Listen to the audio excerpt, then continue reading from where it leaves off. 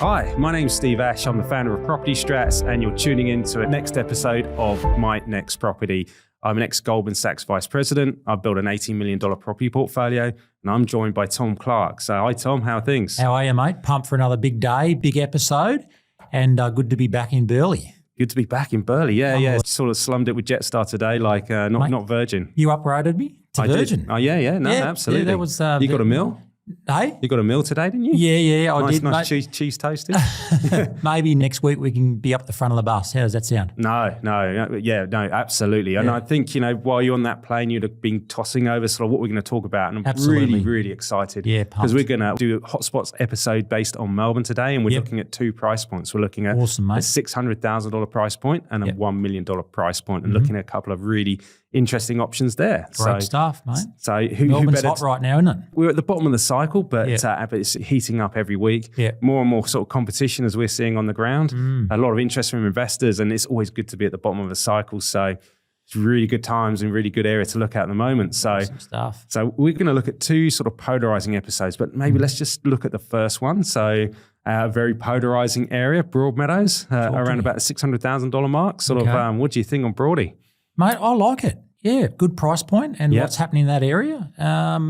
It's been rezoned in March too. There's been a lot happening in Broadmeadows, and it's obviously been across it's been featured in a few podcasts recently. It's had quite a bit of negativity, and I get the negativity, but there has been some big changes to Broadmeadows. So sort of in March, right, there was a zoning change to the housing and transport zone. So that's going to be really interesting. So there's 20 neighbourhood activity centres within Melbourne. Wow. It's going to be interesting how that happens. There's been similar sort of zoning changes with Sydney. We'll talk about that in another episode. But what this means is the zones that were historically general residential zone.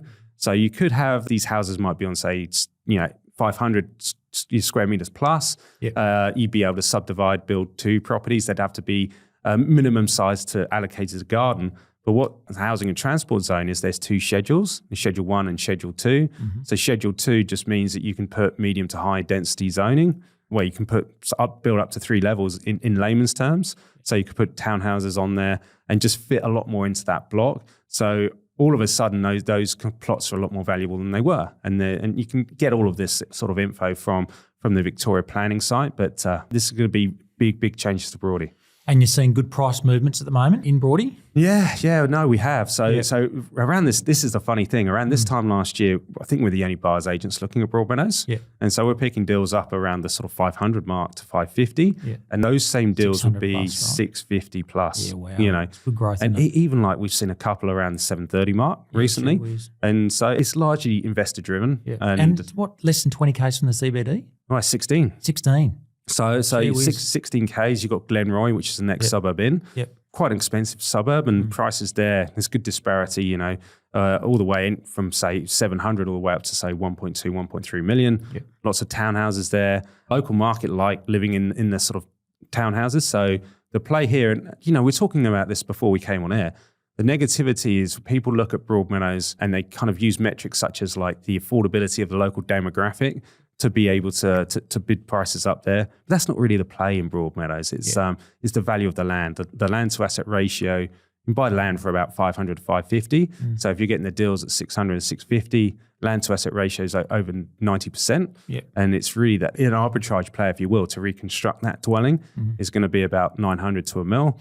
And it's just going to go up. So I think the investment thesis with Broadmeadows is very different than if you're looking at, say, I don't know, Point Cook or Frankston, for example. So a lot of gentrification happening in Broadmeadows, right? So at the moment, slightly lower socioeconomic profile, but you see that changing as things happen in the suburb, gentrification-wise? I wouldn't say the gentrification is really happening at the moment, but really with the zoning changes, clearly like the council, state government, have got big plans for all of these neighbourhood activity centres. They're looking obviously at housing, trying to get more supply into this area. So I think it's going to take a bit of time for the stigma in the area to change. But clearly those land values are going to go up. And if you look at new townhouses off the plan in Broadmeadows, selling for about 700, 750. So if all of a sudden you've got a house, you've bought that for say 650, let's just say, and you can put in 5 to 6 townhouses in Schedule 2. In Schedule 1, you can build 4 levels if you've got enough land. You do need significant land there. But it just goes to show, you've got much more bang for your buck with that land component. So, so what I think is going to happen is once this is all built, it'll just be a completely different area in 10 years. And we've got to think about that. So there's about 12,500 people in Broadie at the moment. So I think the forecast in the next 20 years is around that 25,000 mark. So the population is going to double. That means there's going to be medium to high density sort of kind of properties in the area. And that means that by proxy, it's just going to be a much different area. And and we're going to see improvement. So you see the growth profile in this area extending out year-on-year growth for the next 7 to 10 years? Is that what you're thinking for Broadies? Oh, I totally believe that's the case. We've seen 10% like to what we're just talking about. And I know that like the suburbs that we've looked at and we've invested in ourselves, take your Logans and your Moreton Bays and in Perth, like your Manduras, for example, look how well that they've done. It's slightly different because the yield's a bit better in those particular areas, but the yield in Broadmeadows isn't too bad, and it's actually quite strong for Melbourne. There are a lot of investors in the area, so that's a bit of buyer beware, but that gives a bit of a hat tip to kind of like the play here rather than being the traditional owner-occupier play. Yeah, but you were one of the first guys into Broadmeadows, right? So the relationships you've got on the ground there are phenomenal, right? With a lot of the local agents, No, absolutely. I clearly remember we were just buying off market at really good prices and no competition. No one did a bar of it, and then come January, completely changed.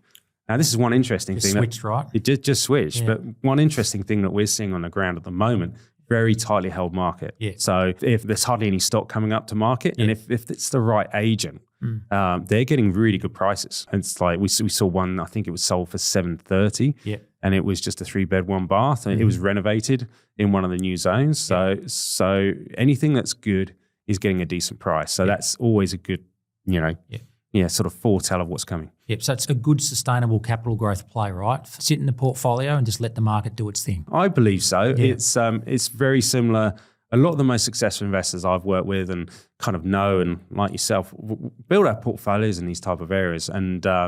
And clearly there's a play here. We're 16 Ks to Melbourne. You think, 16 Ks in Sydney? Sydney, what would well we be? over a mil, right? Well over a mil, yeah. Easy. In Brizzy, what we like, we're kind of Aspley's maybe a bit closer, but sort of Bracken Ridge, for example, that's well over a million. So, and this is Melbourne. So, Mate, phenomenal. That sounds very, very exciting. And I know there's some good things happening with us there at the moment with some of the deals we've got on the go with some clients, which is exciting. Yeah. And it's the only thing I'd say, so there's a couple of things to be wary of with Broadmeadows. I think the value plays is phenomenal there.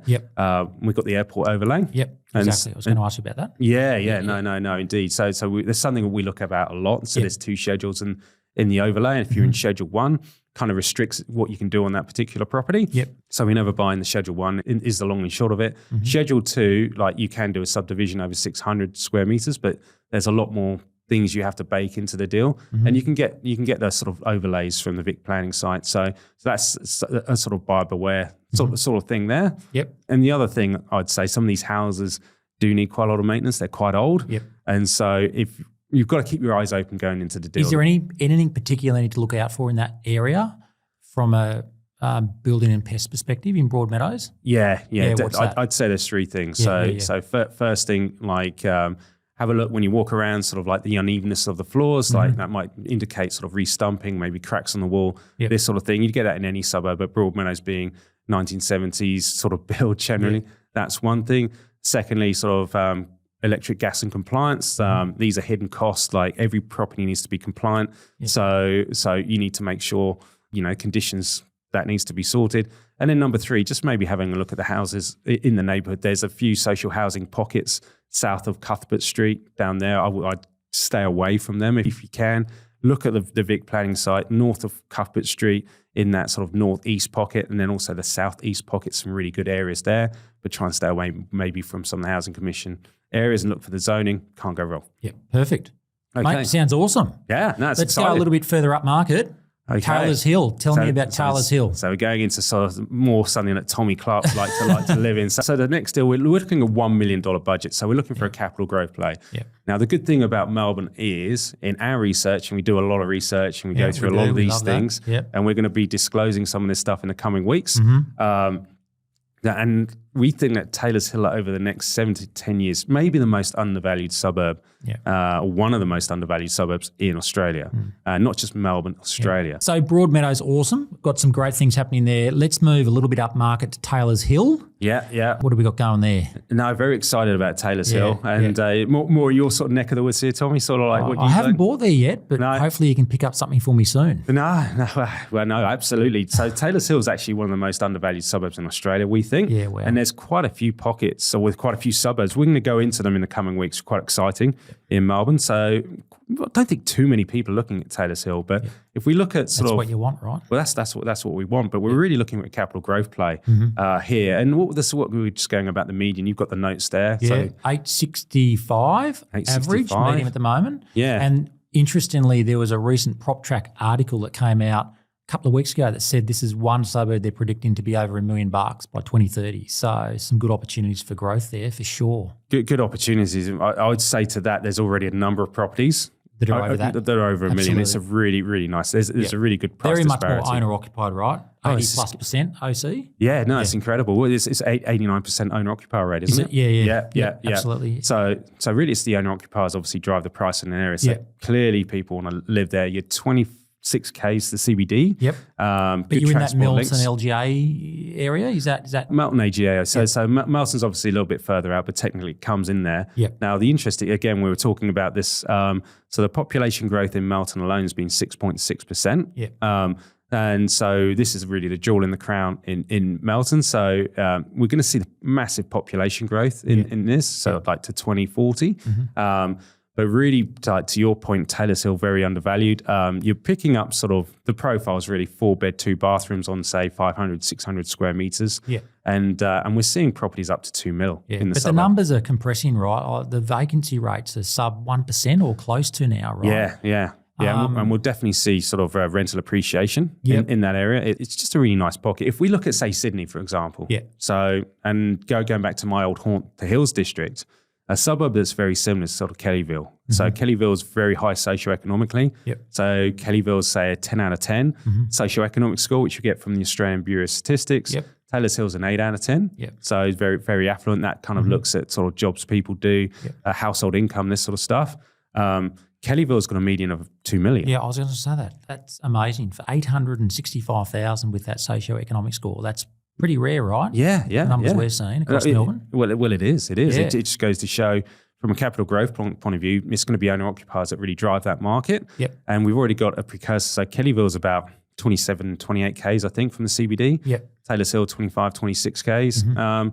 But yeah, just a very family-friendly area, very nice sort of roads, good street appeal, really good area. And I think the other key point to make, along with sort of the socioeconomics in the area, it's very, very affordable for the local population. Exactly. So it's... so, mate, why is this under the radar at the moment? Why do you think not a lot of people know about it? They're not looking at it. Well, I think there's a couple of things. Like most people, we're looking at budgets or whatever from an investing point of view. Yep.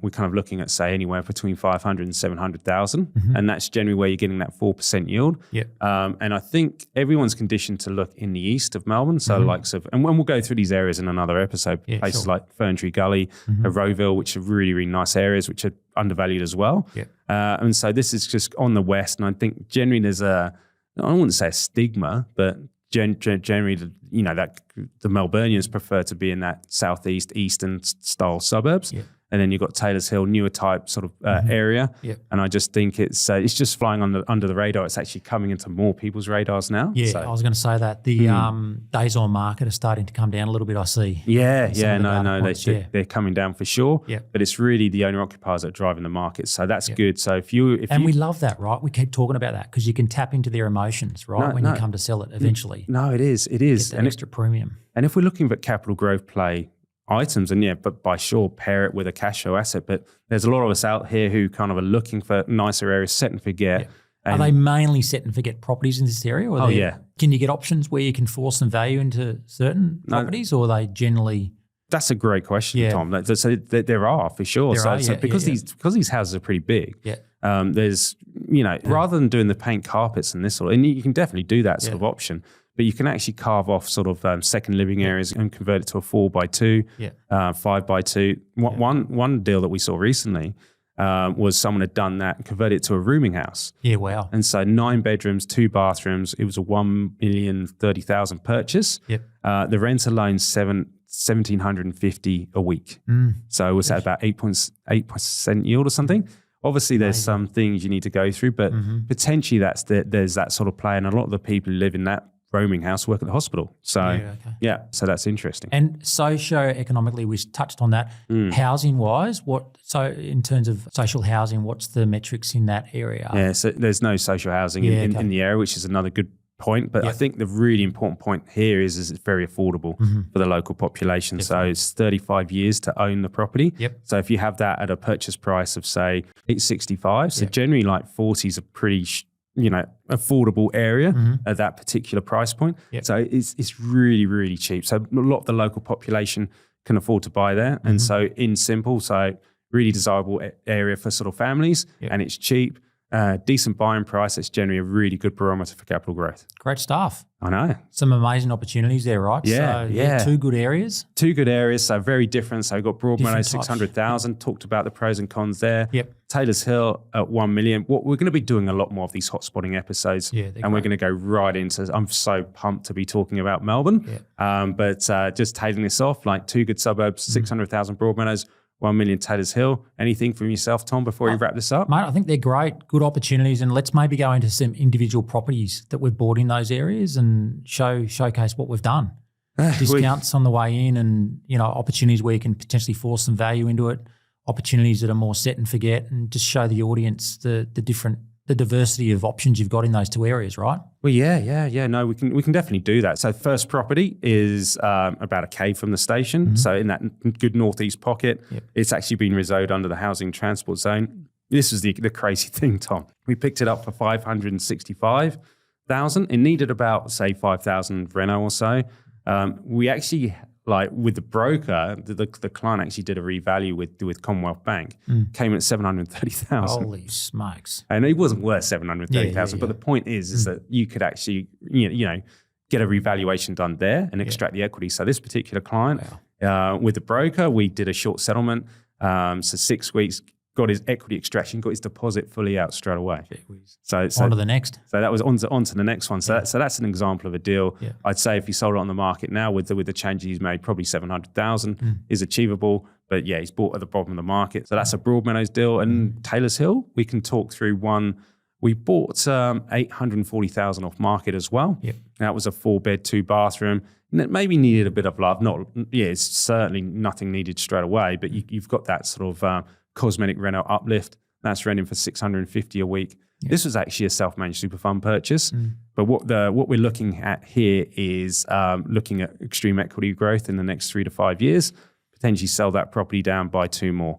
And the comparables we got here is about $950 for this property. And mate, so just with Melbourne, what's your feeling at the moment? I remember when we were buying into Perth and Brisbane 2021, 2022, and it was just, you could just feel the demand at that point really starting to kick in. What's your general feel for Melbourne at the moment in terms of overall demand? No, we're now in a rising market. There's no doubt about it. Are you seeing? Does it feel the same as the Perth back in 2021? Good question. These things can change really quickly. They can, yeah. I don't think it's going to be the same as Perth in 2021. But the good thing is it's not good. I think we've seen a bottom in place now. And the market's coming up. Like we talked about Broadmeadows, talked about Taylor's Hill. We'll go into other suburbs like down the track. The data shows that Melbourne's still down overall, but we do know markets from markets is coming up. So I think it's going to be more slow and steady. But certainly some areas like Frankston, for example, is just run off the gates. But I think you can't go wrong buying in it. Some of these regional areas we're in too, gee whiz, they're starting to fire, aren't they? Yeah, they are. No, absolutely. You can feel it. We can feel it. And with like Ballarat and Bendigo, and we can start going into all of these areas fairly soon. Absolutely. Good stuff, mate. Pumped. Okay. Awesome episode. Pumped. Well done. No, it's our first hot spotting episode. It is. And first of many. So, thank you mate, for you coming did really up. well. Let's get on to the next one. Okay. Cheers, Tom. Good on you. Cheers. Bye. Cheers, Ed. All right. Bye.